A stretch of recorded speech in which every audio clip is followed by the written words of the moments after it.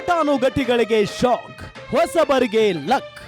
ರೋಷಾಗ್ನಿಜ್ವಾಲೆ ಉರಿದುರಿದು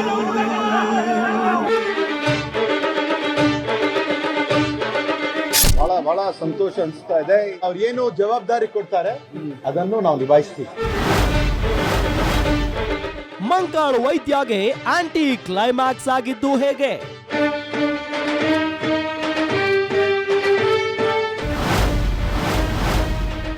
ಸಿದ್ದು ಕ್ಯಾಬಿನೆಟ್ನ 12 ಮಂತ್ರಿಗಳು, DK ಕ್ಯಾಬಿನೆಟ್ನಲ್ಲಿ out.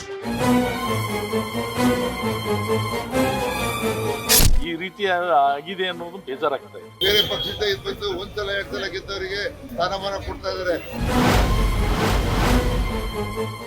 Missing ministers ವೀಕ್ಷಿಸಿ guarantee special ರಾತ್ರಿ 9:30ಕ್ಕೆ.